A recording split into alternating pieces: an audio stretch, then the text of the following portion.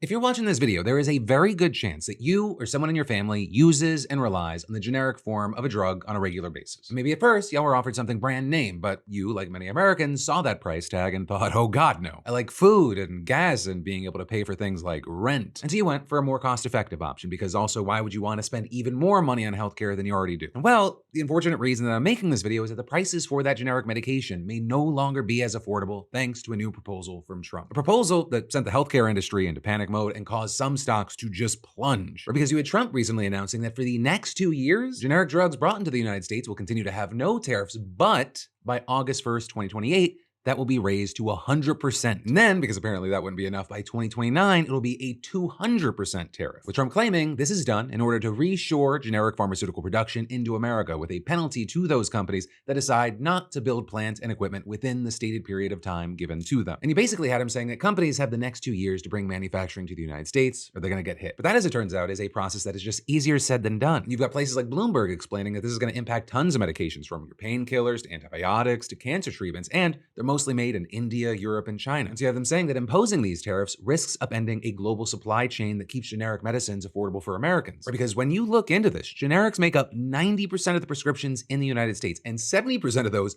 come from other countries. And then, unlike brand name drugs, which have higher margins to make it easier to absorb increases in manufacturing costs, generics have a very different business model, where you've got them making identical versions of those same drugs, but competing on price. So they end up being less profitable, and even a tiny hike in production costs can have a major impact. And so a 100% to 200% tariff, those rates are so steep, some companies might just leave the American markets, which is why after Trump's post, you saw generic drug makers immediately seeing their shares fall. Now, a big thing that you should keep in mind here is that this is actually the second time the administration has laid out tariffs for pharmaceuticals. Right? Previously, you saw similar 100% tariffs being announced on brand name and patented medicines, but generics were exempt. But then what happened is you had countries like Switzerland, Japan, and more being able to strike trade deals with Washington to get 15% rates. And then also some companies like Pfizer, AstraZeneca, and Novo Nordisk, they made their own deals with the Trump administration to give themselves a tariff reprieve. And while you have some thinking maybe there's the same strategy here, that's the game plan, with generics now getting dragged into this, you have others saying this is a totally different ballgame. Because while these tariffs, they're in line with Trump's goal to bring more production to the United States, shifting production, it's way more expensive. And in addition to the lower margins we already talked about, this policy ultimately ends up at odds with the White House's promise to lower drug costs for Americans. That's why you had one trade researcher saying this decision will lead to reduced access to generic medicines in the United States because they won't be able to make them as affordable, saying it'll push them into higher pricing. It's likely to reduce competition and lead to consumers having to choose the name brand medicines and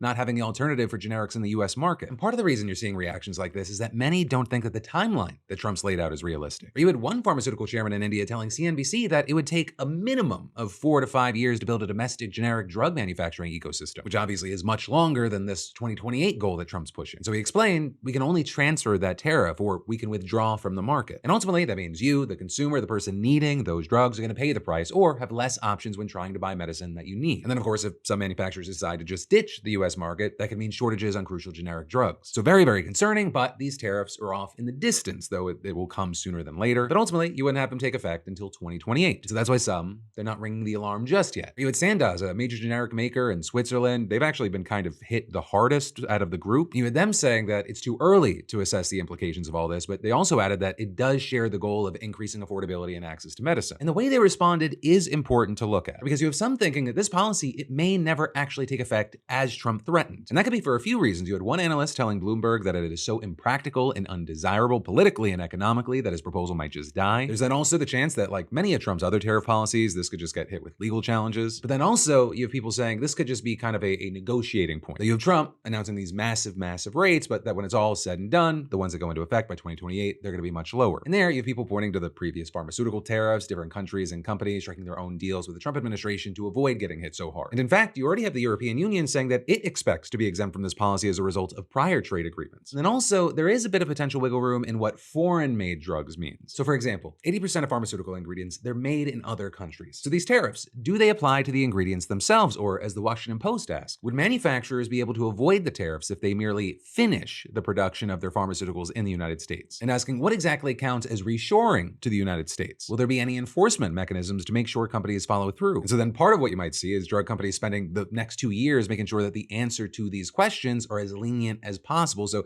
they can work in accordance with Trump's so-called mandates without having to actually change that much in their manufacturing. And with all of this, you had one law professor even telling Time magazine, tariffs are most effective when they are threatened but not actually actually applied. And you also had that professor trying to kind of quell concern should the tariffs actually take effect, saying even if their prices doubled, that would still be much less expensive than branded drugs, which I have to imagine is coming from people who have money in their savings accounts and or maybe have never had an overdraft fee, right? Might sound crazy, but some Americans just can't afford to spend twice as much on medication as they already do. I mean, unfortunately, how many times have we talked about people actually not taking the drugs they need because they're needing to draw it out over a longer period of time because they just can't afford them? It being cheaper than patented drugs doesn't really help if the price is still too high. And actually, to go into the data, over the summer, Gallup found that Americans' ability to afford healthcare, it has hit a 5-year low. And polling from KFF likewise found that nearly half of adults in the country say it is difficult to afford healthcare costs. In fact, diving into what I was just talking about, over 40%, they say they have not taken their medication as prescribed due to cost. They've opted to go for over-the-counter drugs instead. They're not refilling prescriptions or stretching and skipping doses. And that's why both healthcare and affordability are top of mind for so many voters. And it's also why it's so interesting that these tariffs would actually take effect just a few months before the next presidential election. Right just before we're all casting our ballots, rising generic drug prices could be hitting our wallets for the first time. So these will likely only become even bigger focal points for the candidates, whoever they are, or you might see Trump try to frame this as him solving a problem that he is actually planting and creating right now. So again,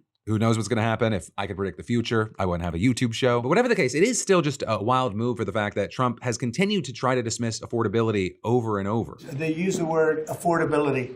It's a Democrat hoax. They used the word, first time I heard it, it was a word, made up by the Democrats. Affordability. The word affordability is a con job by the Democrats. And then also, even though Trump is saying that, and while he's tried to address the issue by introducing Trump RX, many reports say that it's actually done very little to help Americans. You had him rolling that out earlier this year, but in July, you had NPR doing this massive review, finding that it still only has a very limited offering of drugs. And this is where the specifics really matter, because if you just kind of see the top headline, it sounds bigger and more important than it is. Because they found that there are 92 brand name drugs on Trump RX from 15 of the 17 companies that he announced deals with. A number that might sound impressive before you get into the details. Because not only do those companies make over 800 brand name drugs that are on the market right now, you also had a health policy researcher saying the key takeaway is that most of these companies are doing this for a small number of products and in a limited setting. They're not engaging to do this on a large scale. And while I will say there are still some deals to be had, there are also many cases where there are cheaper generic versions of the drugs listed on the site anyways. So seemingly, a lot of consumers would just be better off using those, at least for now, until a Trump tariff hits their generics 100 to 200%. But hey, with all this, 1, I'd love to know your thoughts, opinions, and reactions, especially if you're on generic drugs. 2, if you like this video, give us a like, give us a little subscribe there. And 3, if you want to dive into even more important news now, I got you covered right here with these 2 videos. And that includes today's Philip DeFranco show. The scandal around Fauci's secret COVID diary is blowing up, why MAGA's claiming it's the smoking gun, and things are just gonna get even crazier soon. What's really going on with the Mamdani grocery store backlash, where the names behind some of the most disturbing Epstein emails might be about to finally be exposed.